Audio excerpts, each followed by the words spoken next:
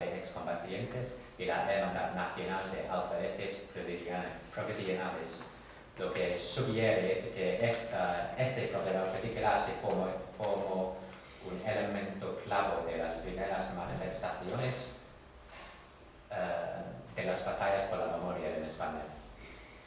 Sin embargo, a pesar de los obvios conflictos entre la Hermandad Nacional de la División Azul y el régimen franquista, así como las comunidades de memoria no falangistas, la asociación pudo sobrevivir y asegurarse el espacio para articularmente sus propias representaciones del pasado a través de la construcción de una autoimagen que se alinee con los marcos sociales prevalecientes o social frameworks en inglés.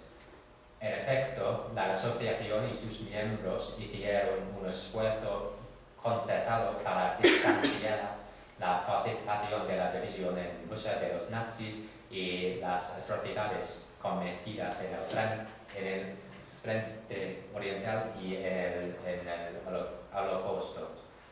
En cambio, la asociación y sus miembros trataron de presentar a la División Azul y los voluntarios como la fuerza anticomunista arquetípica que continuaba en Rusia la lucha anticomunista en la que se habían luchado en España entre 36 y 39. Este cambio no solo puede ser visto en el tono y contenido cambiante del boletín oficial de la asociación y las memorias publicadas por sus miembros después de 45, pero también en los vínculos que la hermandad buscaba crear entre él y otros grupos excombatientes existentes en el España franquista. Este es un ejemplo clásico de la naturaleza mediada, negociada y interactiva de la formación y evolución de la memoria que estoy tratando de capturar en mi estudio, que espero yo podré demostrar con más fuerza a través de otros ejemplos cuando mi investigación esté completa. Ahora, muy brevemente, como soy consciente de la hora, hablaré un poco sobre la Liga de Mutilados y Inválidos de la Guerra de España. Este es un ejemplo muy interesante por varias razones. En primer lugar, es un ejemplo de una de esas comunidades de memoria republicanas que busca activamente mantener y promover una forma de memoria fundamentalmente republicana durante la dictadura y la transición. Está en funcionamiento en Francia durante todos estos periodos, pero he descubierto documentación que estaba solicitando activamente al gobierno español que otorgue los mismos derechos de pensión a los excombatientes republicanos que los que disfrutaban los excombatientes franquistas. Obviamente, esta es una petición material en el sentido más literal, pero tales solicitudes fueron respaldadas por una representación del soldado de la República como un hombre honesto, según sus palabras, también luchó por su país. En efecto, tal representación puede ser visto como un intento temprano de recuperar la memoria y el honor del derrotado soldado republicano. Además, las solicitudes presentadas por la organización en los años de la transición están llenas de referencias sobre cómo la concepción de derechos de pensión iguales lograría la reconciliación y ayudaría a cerrar las heridas del pasado. Aquí el grupo se estaba adaptando efectivamente a la nueva situación y condiciones. Estaba dividiendo los términos de referencia de la transición al argumentar que la única forma en que se podía lograr la reconciliación solicitada por los políticos era remediar activamente los errores cometidos contra los perdedores de la guerra civil durante el franquismo. Curiosamente, esta es una línea de argumentación que continúa proponiendo los defensores de la necesidad de recuperar la memoria histórica en la actualidad, evidenciando una clara línea de continuidad entre las batallas de memoria anteriores y las que tienen lugar hoy en España. Desafortunadamente no tengo tiempo para hablar de las batallas por la memoria que este grupo estuvo involucrado con otros grupos republicanos a lo largo de los años, tal como lo había planeado. Pero lo que diré es que la organización, que se consideraba políticamente neutral en el sentido de que aceptaba miembros de todos los matices políticos, estaba constantemente inmersa en batallas con otros grupos que consideraba politizar la memoria del pasado. En este sentido, las líneas de batalla son similares a algunos de los conflictos que han surgido en el movimiento de la memoria contemporánea. Yo entiendo que he dado solo un breve resumen de mis actividades de investigación y hallazgos hasta la fecha, pero espero que los pocos ejemplos breves que he dado sean ilustrativos del tipo de problemas que he estado explorando y de los descubrimientos y tendencias que mi investigación ha hecho. En los próximos meses espero poder seguir desarrollando mi comprensión de los temas que mi tesis está investigado, así como mis propias líneas de argumentación, mediante el procesamiento adicional del material fuente que ya he recopilado y la realización de más investigaciones en el campo. Esto incluía más trabajo en los archivos madrileños, viajes de investigación a Asturias y Cataluña, y también la realización de una colección adicional de entrevistas grabadas.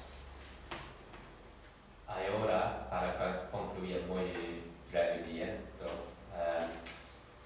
yo sé que mi proyecto es sin duda ambicioso tanto en su ámbito como a lo que pretende aportar a la literatura existente. Aquí, sin embargo, creo que es importante terminar mi charla por diciendo que el estudio no pretende ser una descripción completa de las formas en que el pasado de la guerra civil ha sido recordado en el nivel de base en las 8 décadas desde la conclusión del conflicto. Tal tarea sería imposible, particularmente en un estudio de doctorado de solo 3 o 4 años. En cambio, al centrar mi atención en una amplia gama de diferentes comunidades de memoria en funcionamiento en el nivel de base, la pluralidad de recuerdos, motivaciones y expectativas que existen entre ellos y las interacciones y conflictos que tuvieron lugar entre y dentro de ellos con el tiempo, el estudio tiene como objetivo contribuir a la literatura existente sobre la memoria y la conmemoración en España desde la conclusión de la guerra civil en formas originales y constructivas. En conjunto, espero que el estudio contribuyera en cierto modo a mejorar nuestra comprensión de los contornos de los conflictos actuales sobre la memoria, mientras que al mismo tiempo ofrece una comprensión más matizada, contingente y dinámica del proceso de la construcción de la memoria en España que existe actualmente. eso concluye mi presentación. Muchas gracias por tu tiempo. Espero con interés recibir cualquier comentario o pregunta que pueden tener, pero como ahora son ustedes conscientes de la calidad de mi español, tenga en cuenta que puede necesitar repetirlo varias veces. Pues muchísimas gracias, Liam, por tu presentación, por ajustarte bien al tiempo previsto y agradecer también el esfuerzo de hacerlo en español, que yo creo que para nada es tan malo como estás diciendo, o sea, se ha entendido perfectamente que de eso se trata. Y quizá podríamos hacer el experimento en otro momento de ponernos nosotros a hablar en inglés y ya verías tú lo que es maltratar una lengua. Así que nada, por eso queda tranquilo. Sea alguna cuestión que requiera pues, que se vuelva a repetir o lo que sea, pues se vuelva a repetir o se pregunta más despacio. Bueno, yo creo que, no sé, me gustaría ahora para abrir ese turno de intervenciones, porque creo que efectivamente, yo ya lo anuncié al principio y tu título ya lo anunciaba, que tu propuesta es ambiciosa. Yo creo que da de sí muchos comentarios. Especialmente también creo que agradecerás, ¿no?, por lo que me has comentado, pues sugerencias, críticas o aportes, ¿no?, para precisamente poder llevar el enfoque a buen término. Pues nada, quien quiera hacerle alguna pregunta o comentario a Liam, adelante, por favor.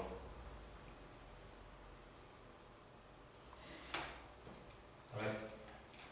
Venga, cuéntase. Liam, gracias por el idioma, por estar aquí, por tu trabajo, y quería preguntarte si en ese análisis de las memorias que estás haciendo, si has localizado a los verdugos y qué papel tienen en esas memorias. ¿Puedes repetirlo? Los verdugos, Sí. el concepto lo entiendes. Sí, verdugos, sí.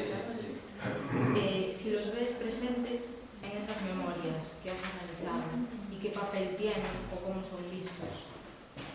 ¿Qué papel tiene Los verdugos? ¿Qué significa? Perpetradores, Perpetradores, sí. ¿Cómo los escriben? ¿Cómo los recuerdan a los perpetradores dentro de esas memorias? Hablan en las memorias que estudias, la interpretación del conflicto. Sí. ¿Notas presente ese grupo? ¿El grupo de los perpetradores? Sí, lo siento, sí. Sí, quiero, particularmente en las entrevistas, Sí. quiero descubrir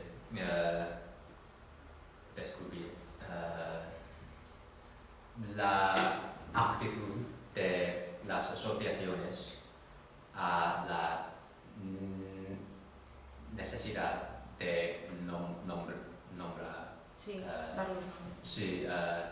Sí, pero es difícil decir porque es una área de contestación entre diferentes grupos en el presente, porque algunas dicen que no es necesario nombrar las perpetradores. Sí, mientras otras creo que es necesario y creo que en el presente es uno de los más importantes divisiones entre los grupos, ¿no? Sí, pero con respecto mi interés en el tema no es, por ejemplo, no quiero nombrar Sí, claro, porque no es estas personas, porque sí, mi interés es en la evolución de claro, del discurso. Sí, pero es una grande problema, creo, La política. sí. Gracias.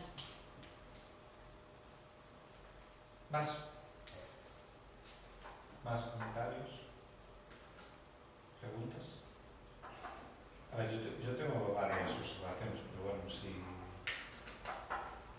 Bueno, pues te voy a decir yo porque, a ver, a mí me pareció muy interesante la presentación, en parte conocía ya vamos, por dónde iban los tiros, digamos, pero ahora al verlo en conjunto, pues me sugirió varias preguntas y varios comentarios, ¿no?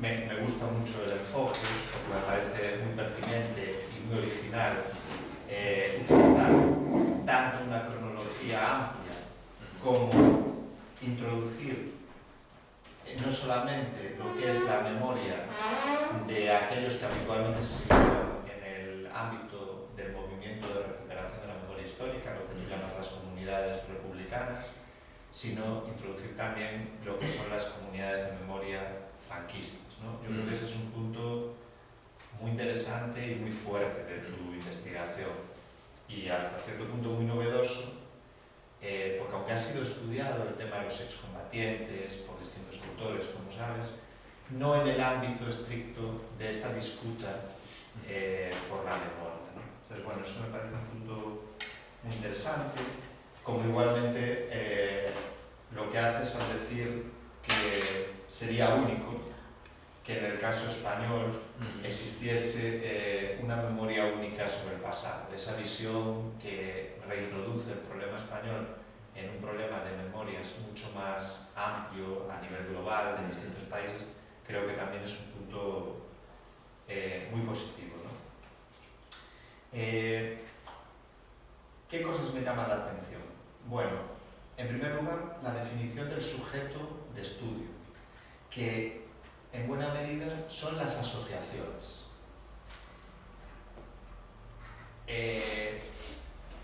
Tú dices, yo quiero cambiar la perspectiva, que no sea el Estado y por lo tanto lo que normalmente entendemos como las políticas públicas el centro de atención, sino ir a la base, ¿no? A los militantes de base. Y ahí es donde se entiende la cuestión de las asociaciones. ¿Qué pasa aquí?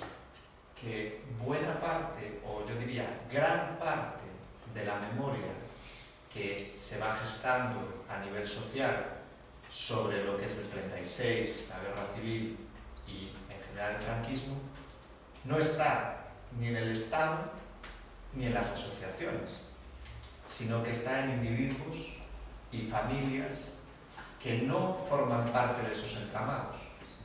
Entonces, una pregunta o un comentario sobre esto. ¿En algún punto de tu investigación contemplas esto? Es decir, que al mirar las asociaciones también estés teniendo una mirada un poco distorsionada de lo que es la construcción de la memoria, porque en las asociaciones, para explicarlo mejor, no necesariamente están recogidas la mayor parte de las sensibilidades que hay sobre el pasado, ¿no? Entonces, bueno, eso es una pregunta o comentario. Después, otro aspecto que me parece muy interesante, ¿no?, es la idea de la negociación, la batalla, la negociación, la disputa, ¿no? Y en línea de lo que decía al principio, cuando hablas de que las comunidades franquistas también tienen su memoria y negocian con el Estado, incluso critican, como decías, estos combatientes de la División Azul critican, etc., me parece un punto muy fuerte. Ahora, claro, ahí la posición de unas comunidades de memoria y de otras no es la misma. ¿Qué capacidad de negociación tienen las comunidades de vencidos con lo que es la memoria que se va construyendo hegemónica, no solo durante el franquismo, sino también en la transición y en la democracia? Ahí se puede aplicar la palabra negociación. cuando uno de los que negocia no tiene realmente acceso a ninguno de los mecanismos de poder donde se deciden las políticas públicas? Esa es una segunda pregunta, ¿no? Luego, otra cuestión que me pareció muy interesante, ya en la propia arquitectura de la tesis. Fuentes y lugares. Y en los lugares hablaste de Andalucía, Asturias, Cataluña y Madrid. Yo creo que es una elección comprensible, pero es una elección mejorable, si me permites la sugerencia. Por ejemplo, yo creo que deberías incluir necesariamente el País Vasco,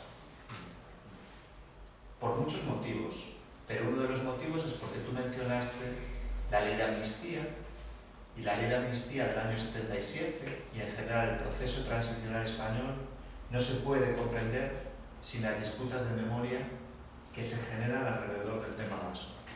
Esto es algo que estamos además trabajando ahora al hilo también del final de ETA y todo esto.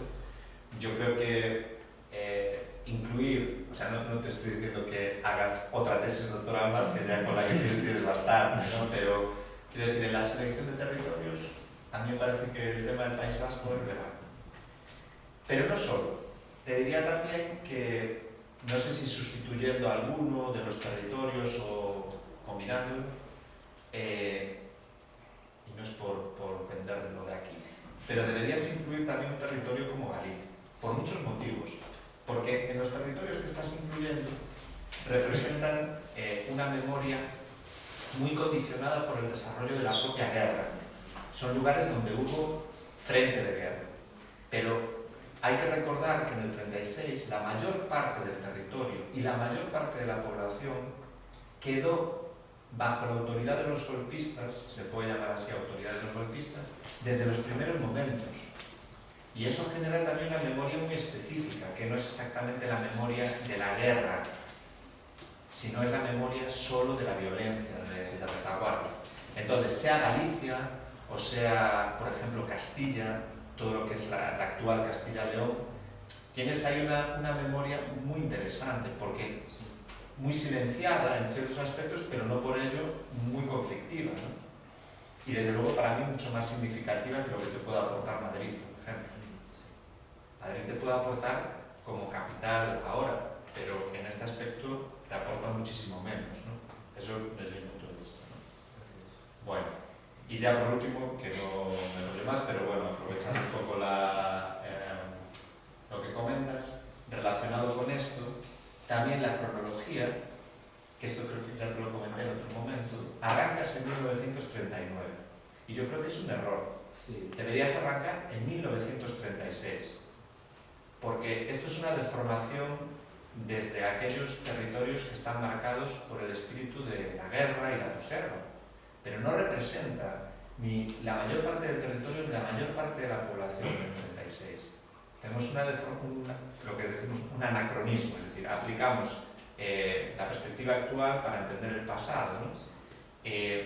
La cronología sería 1936-2016, porque eso que estás diciendo tú de que empiezan batallas por la interpretación de lo que está sucediendo es que empiezan en 1936.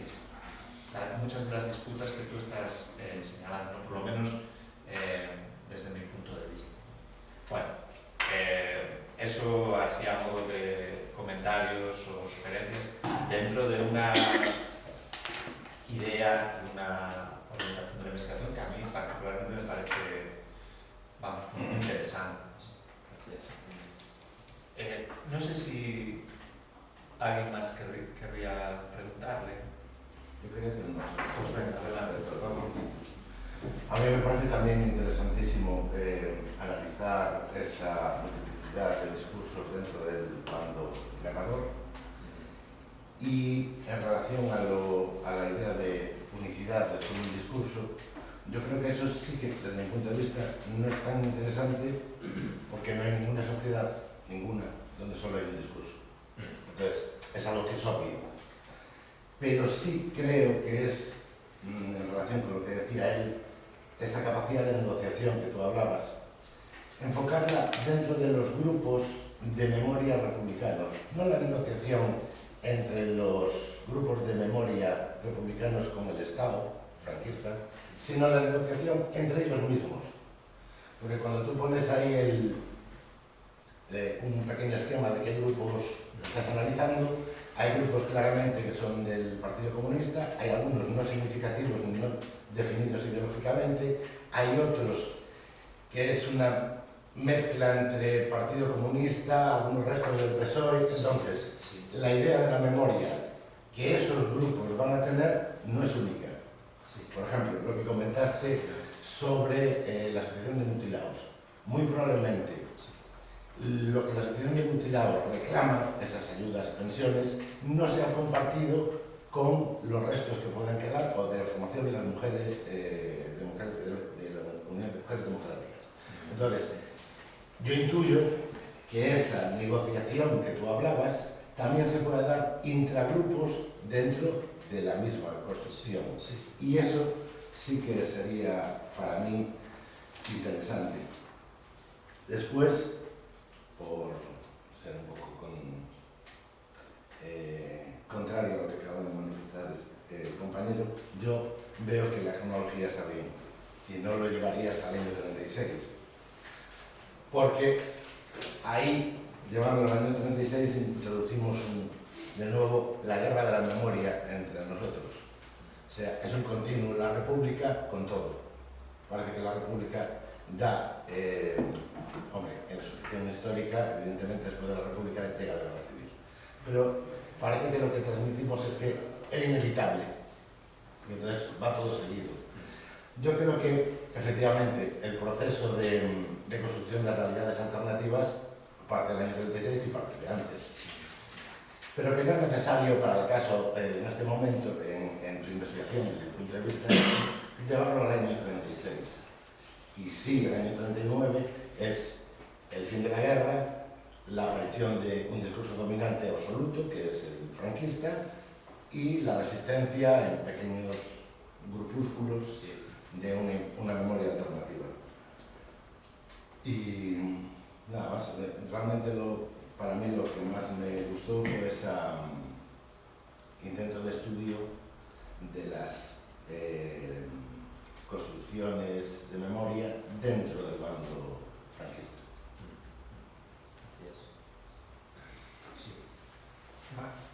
Sí, bueno, Liam, muchas gracias por la presentación y por el esfuerzo. Y te quería preguntar algo un poco en relación con esto último, y es que ahora que estás realizando entrevistas, escuchando entrevistas, ¿tú estás notando que hay un discurso más o menos igual en toda esta gente con la que hablas, o crees que va por diferentes sitios lo que dicen?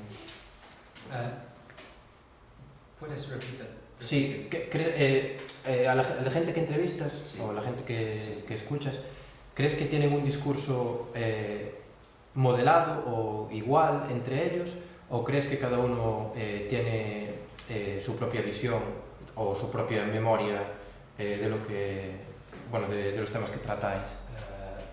Ambos. Creo que en general hay acuerdo entre con respecto a muchas de líneas de investigación, pero hay también desacuerdo. Por ejemplo,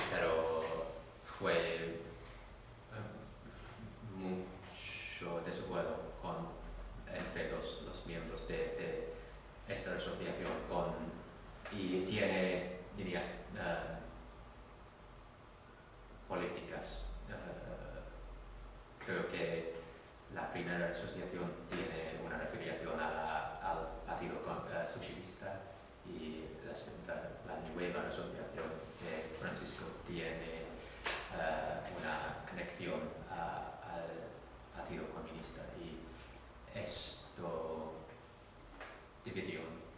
esta división es bastante común con las asociaciones bajo investigación y creo que la diferencia política tiene importantes efectivos con respecto a las actitudes de los grupos con respecto al nombramiento de directores y otras cosas.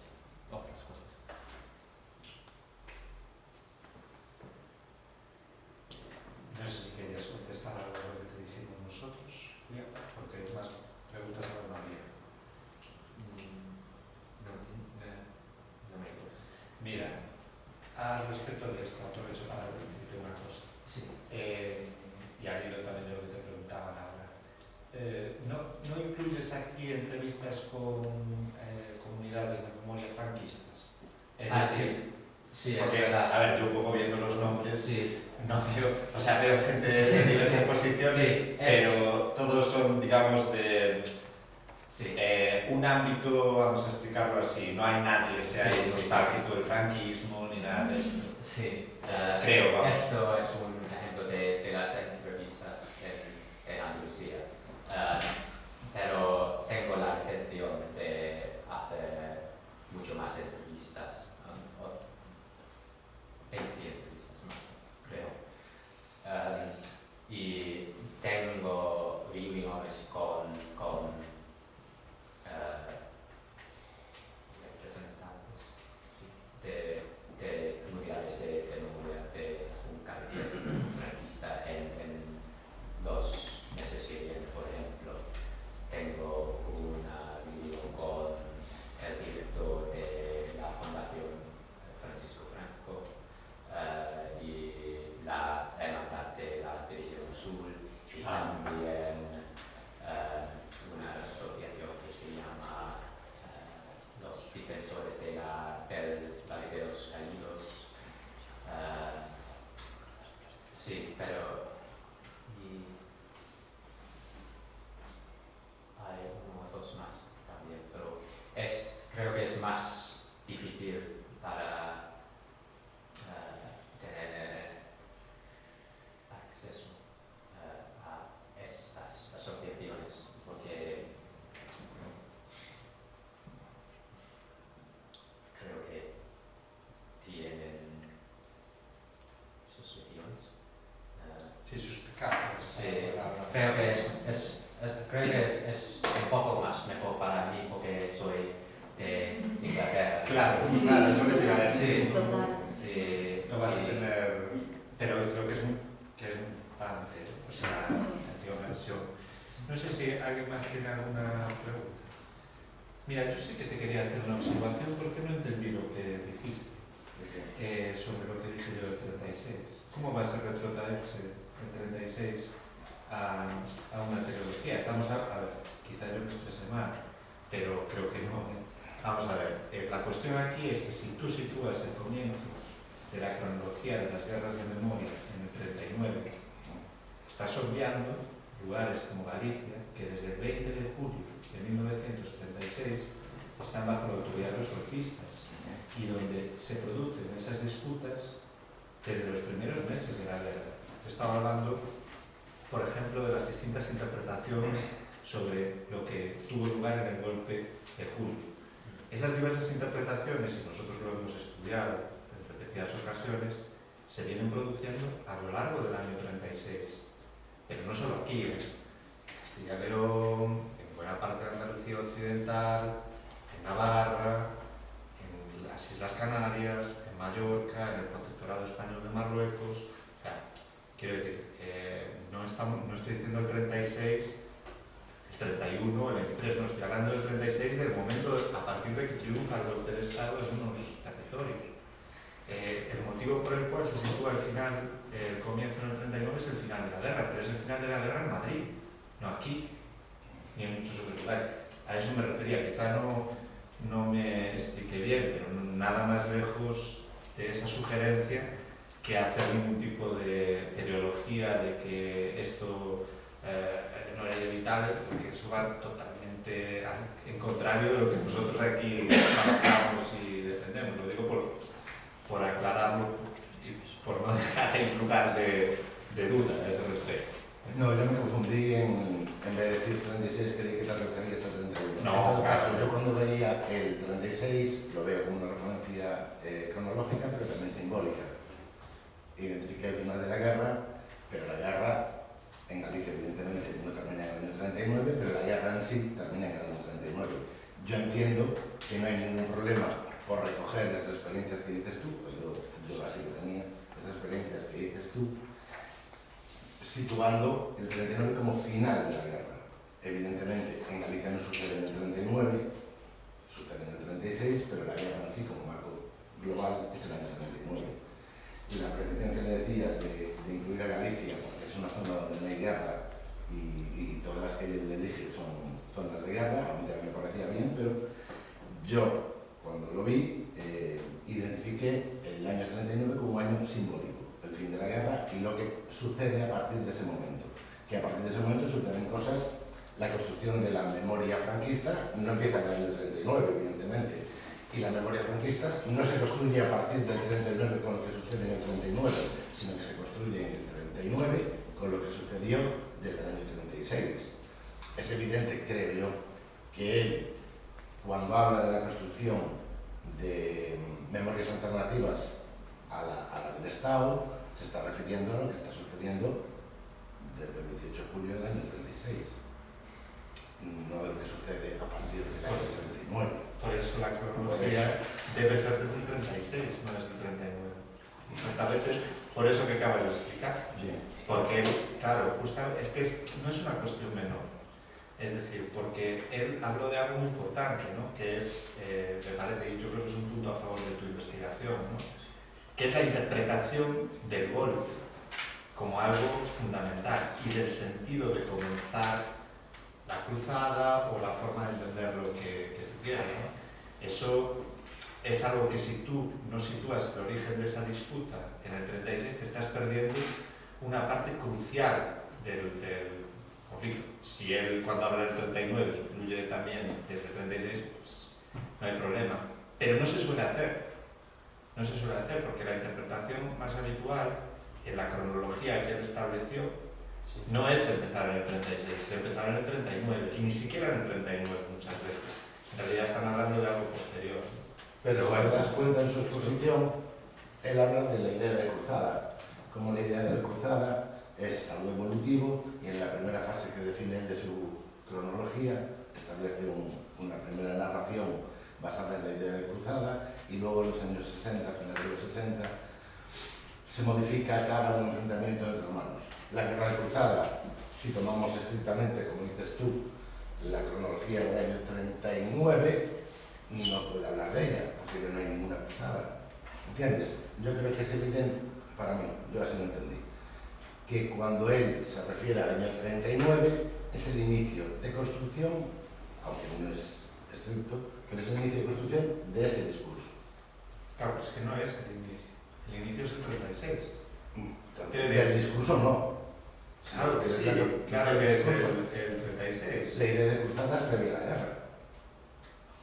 Pero a ver, yo creo que estamos, bueno, quizá lo podamos hablar en otro momento, pero a ver, el comienzo de la interpretación de lo que sucede el 18 de julio, 17 de julio, 18 de julio, es el mismo año 36, cuando se está empezando a disputar eso.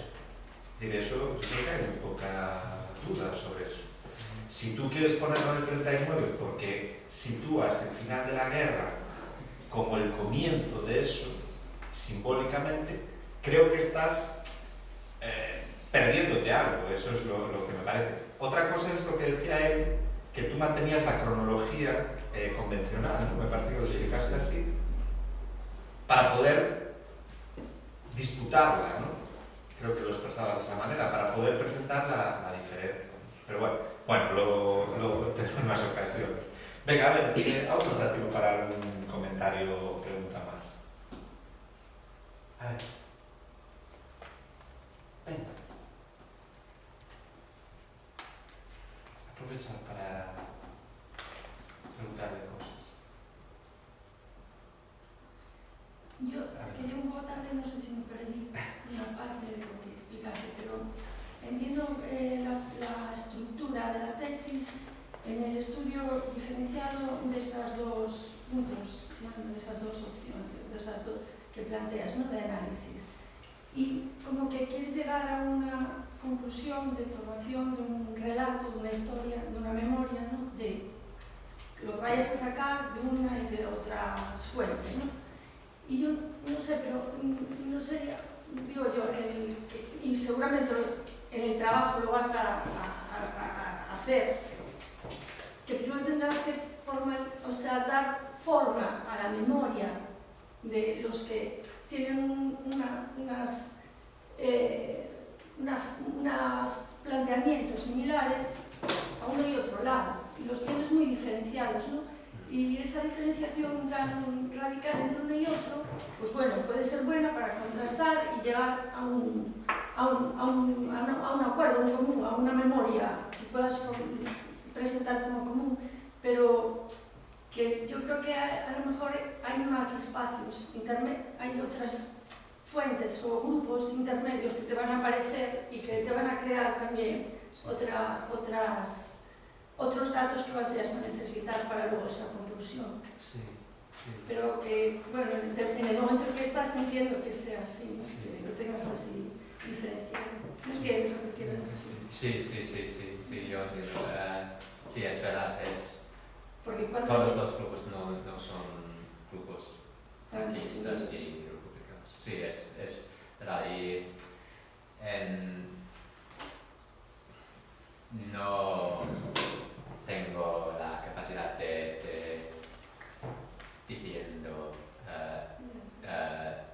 cosas en español tengo que decir cosas en concreto. concreta. Sí, pero sí, la realidad es que en mi tesis quiero demostrar que algunos grupos no es demasiado simple decir de grupos republicanos y grupos franquistas. Es necesario también hablar de grupos, yo no tengo el término en español, pero centristas o sí, es verdad, y creo que las interacciones de estos grupos centristas con grupos que son republicanos o franquistas, el carácter es muy interesante porque estos grupos también tienen que negociar su posición en la sociedad y la memoria. Sí, eso. Bueno.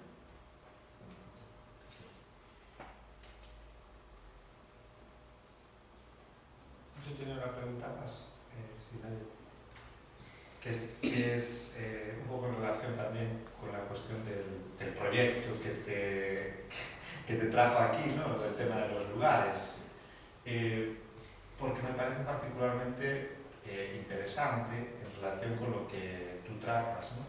Como en esas batallas por la memoria tú hablas de narrativas, de iniciativas que tienen que ver con disputas a nivel de instancias legales, pues esto que comentabas las solicitudes de reconocimiento por parte de los mutilados de guerra republicanos, de una igualación de condición con los excombatientes franquistas, bueno, todo este tipo de disputas que se mueven en un terreno pues retórico, ¿no? Fuertemente narrativo o aplicado a una determinada legislación. Pero es evidente que en estas disputas también ha habido un gran protagonismo de la gestión de los lugares, ¿no? Lo que son tanto lugares de violencia como la gestión de esos lugares convertidos en lugares de memoria. Y ahí estamos hablando pues desde casos paradigmáticos como el Valle de los Caídos hasta ejemplos que tienen que ver con disputas en el callejero, ¿no? No sé si fue una elección tuya o algo que se le ocurrió directamente a Gustavo, pero es muy significativo que en el cartel que preparó de la sesión tuya, no sé si lo llegaste a ver, puso dos placas en el nombre de una calle, ¿no? Antigua calle del General Orgaz, calle de Dulce Chacón, ¿no? O sea, yo no sé cómo encaja o si tienes previsto utilizar algún ejemplo de estas disputas para ilustrar el tipo de cuestiones de las que estamos hablando. Te lo digo porque a mí me parecería muy interesante, no solo por el tema de tu participación en el proyecto, sino también porque es una manera de ver aspectos que son muy retóricos de una forma concreta, ¿no? Aplicable. Estoy pensando también en la cuestión de las exhumaciones de fosas, lugares emblemáticos de fusilamientos o de enterramientos. Yo que sé, estoy pensando, ya que va a ser a Cataluña, Montjuïc, el castillo de Montjuïc, como un lugar de múltiples memorias. No sé hasta qué punto encaja en tu investigación y si te puede aportar algo este tema de la disputa por los lugares. Sí. La propuesta que envié para hacer mi doctorado fue centrado en el concepto de utilizando sitios de memoria como una forma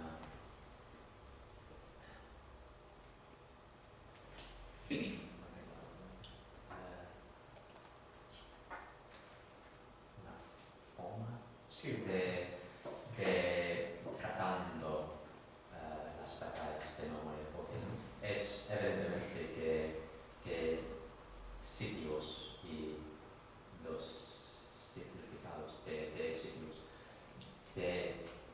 tienen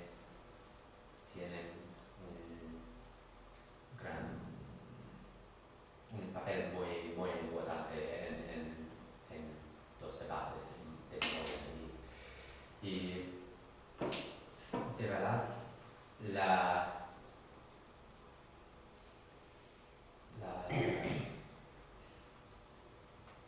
focus de mi proyecto ha cambiado mucho, como he dicho, y ahora la